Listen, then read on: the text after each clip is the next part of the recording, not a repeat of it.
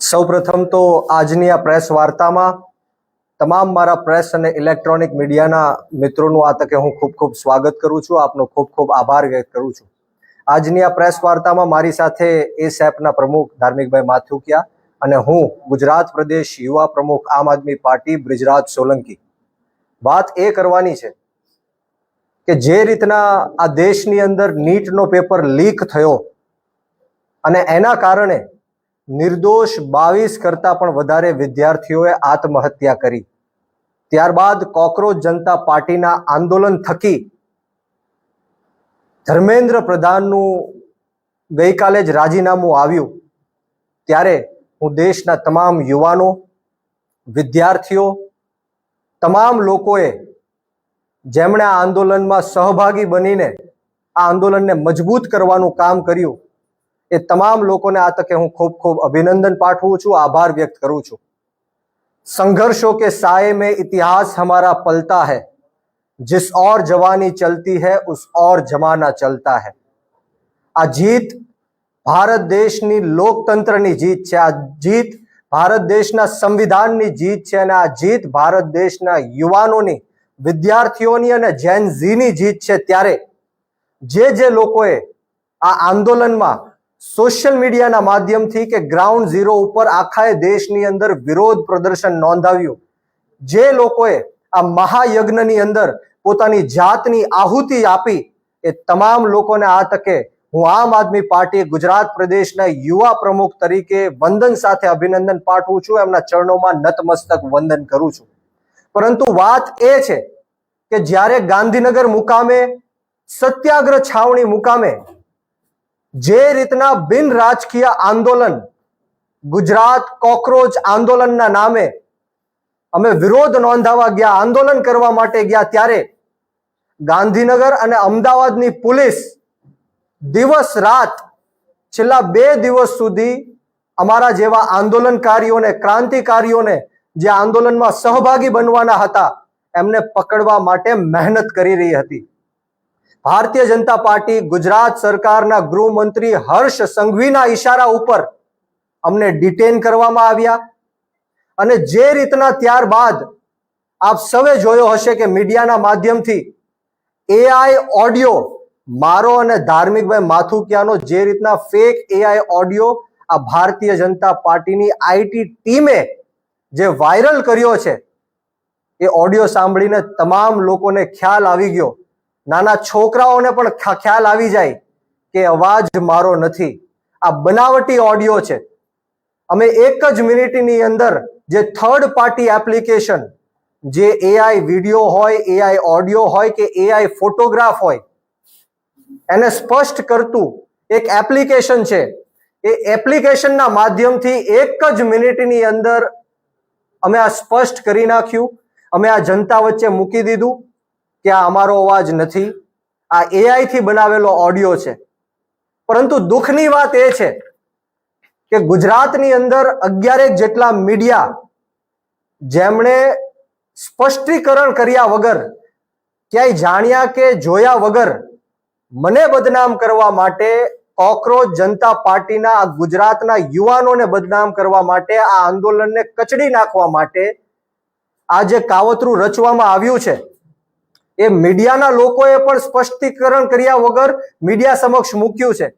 એ media કર્મીઓને મારી નમ્ર અપીલ છે, વિનંતી છે, એક રિક્વેસ્ટ છે કે તમે તાત્કાલિક ધોરણે અમને જાણ કરો કે આ ઓડિયો તમારી પાસે ક્યાંથી આવ્યો, તમને કોણે આ ઓડિયો મોકલ્યો, શું હર્ષ સંઘવી આ ઓડિયો તમને મોકલ્યો, બીજેપીના આઈટી સેલે તમને આ ઓડિયો મોકલ્યો? અમારે જાણવું છે કે તમારી પાસેથી આ ઓડિયો ક્યાંથી આવ્યો। અને તમામ લોકો, જેટલા પણ મીડિયાએ આ ફેક એઆઈ ઓડિયો પોતાના ન્યૂઝ ચેનલના માધ્યમથી ચલાવ્યો છે, એમને મારી રિક્વેસ્ટ છે કે તાત્કાલિક ધોરણે આ જે ખોટી ખબર છે, આ જે ફેક એઆઈ ઓડિયો છે, એને પાછો ખેંચી લેવામાં આવે, એને ડિલીટ કરી નાખવામાં આવે। બીજી બાજુ અમને જણાવવામાં આવે કે આ ઓડિયો તમને કોણે મોકલ્યો છે, નહીતર આવતી 24 કલાકમાં, આવનારી 24 કલાકમાં હું લીગલ એક્શન પણ લેવાનો છું।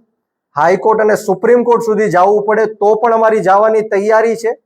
અને ખાસ કરીને આ ભારતીય જનતા પાર્ટીના ઈશારે પોલીસે મને ડિટેન કરીને રાખ્યો. અંદાજિત 8 થી 9 કલાક સુધી મને ગોંધી રાખવામાં આવ્યો. મારા ઉપર પ્રેશર કરવામાં આવ્યું.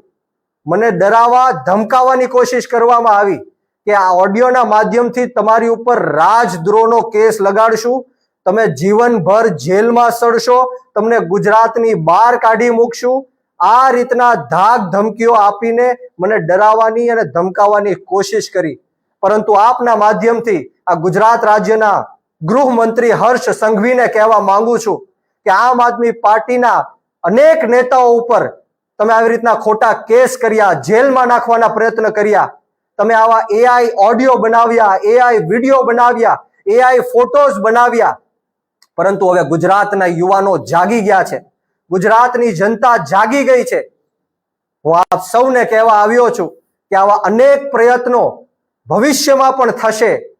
ભારતીય જનતા પાર્ટી જો ડરતી હોય તો એ આમ આદમી પાર્ટીથી ડરે છે, અને ભારતીય જનતા પાર્ટી હારશે તો એ આમ આદમી પાર્ટીથી જ હારશે. એ ખ્યાલ હર્ષ સંઘવીને આવી ગયો છે, એટલા માટે આવા કાવતરો રચવા પડે છે. હું એમને કહેવા માંગુ છું કે આવા કાવતરો કરવાથી આમ આદમી પાર્ટીનો કાર્યકર્તા હોય કે નેતા હોય, કોઈ ડરવાનો કે ગભરાવાનો કે ધમકાવવાનો નથી.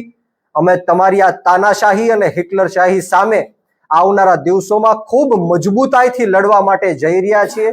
અને ગુજરાતના યુવાનોને હું કહેવા માંગુ છું કે આજે મેં ગુજરાતના યુવાનો અને આ દેશના યુવાનો જે પેપર લીકના કારણે જે 22 નિર્દોષ લોકો જેમણે આત્મહત્યા કરી છે એમની માટે મેં અવાજ ઉઠાવ્યો છે.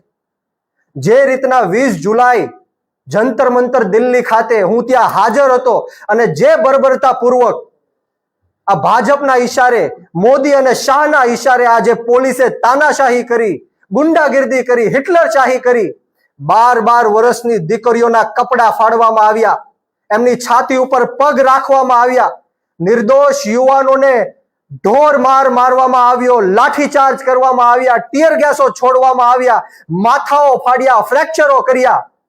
આ ક્યારેય દેશનો યુવાન ભૂલશે નહીં. દેશનો યુવાન અત્યાર સુધી સૂતો હતો, પરંતુ આ આંદોલન થકી અત્યારે દેશનો યુવાન જાગી ગયો છે.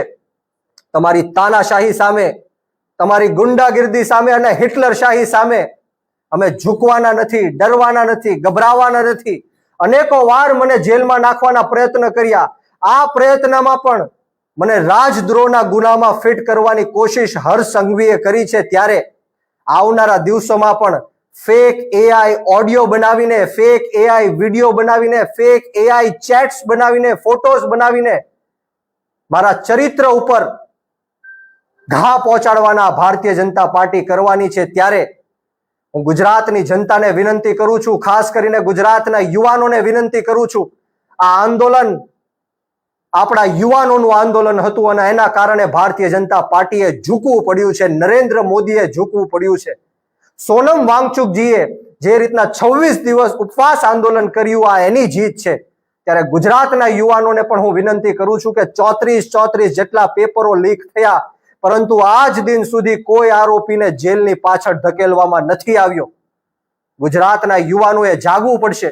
યુવાનોને હું કહેવા માંગુ છું કે આપણે શહીદ આઝમ સરદાર ભગતસિંહને માનવા વાળા લોકો છીએ, રાજગુરુ અને સુખદેવને માનવા વાળા લોકો છીએ, 18 વર્ષના ખુદીરામ બોઝને માનવા વાળા લોકો છીએ. અશફાકુલ્લા ખાન હોય, ઠાકુર રોશનસિંહ હોય, રાજેન્દ્ર લહેડી હોય, ચંદ્રશેખર આઝાદ હોય, યુવાનોએ જ્યારે આ દેશની અંદર કુરબાની આપી ત્યારે જઈને અંગ્રેજોની ગુલામીમાંથી આ દેશ મુક્ત થયો છે.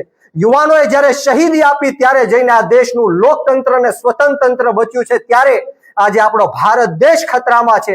ભારત દેશને 140 કરોડ લોકો ખતરામાં છે. ગુજરાતના લોકો ખતરામાં છે. ગુજરાતનું યુવાધન ખતરામાં છે. ગુજરાતની મહિલાઓ હોય, ગુજરાતના મજૂર વર્ગના લોકો હોય, રત્ન કલાકારો હોય, મજૂર વર્ગના લોકો હોય, પશુપાલકો હોય, નાના મોટા વેપારીઓ હોય, આ તમામ ખતરામાં છે અને ભારત દેશનું સંવિધાન ખતરામાં છે. ત્યારે આ દેશના યુવાનોએ જાગવું પડશે, આ જ રીતના ક્રાંતિ કરવી પડશે. હું તમને વિશ્વાસ આપવા આવ્યો છું, ખાતરી આપવા આવ્યો છું કે આવનારા દિવસોમાં ગમે ત્યારે પણ ગુજરાત નહીં પરંતુ આ ભારત દેશની અંદર યુવાનો, મહિલાઓ અને ખેડૂતો ઉપર અન્યાય અને અત્યાચાર થશે. ત્યારે આ જ રીતના આમ આદમી પાર્ટી તમારી પડખે ઊભી રહીને તમારો અવાજ બુલંદ કરવાનું કામ કરશે, તમારા સંઘર્ષમાં સહભાગી બનવાનું કામ કરશે. વિશેષ વાતો નથી કરવી. આવો ને આવો સાથ સહકાર અને પ્રેમ યુવાનોનો મળતો રહે એવી જ માતાજીના ચરણોમાં પ્રાર્થના સાથે આપ સૌને બ્રિજરાજ સોલંકીના જય હિન્દ, જય ભારત, જય જય ગરવી ગુજરાત, ઇન્કલાબ જિંદાબાદ, યુવા શક્તિ જિંદાબાદ.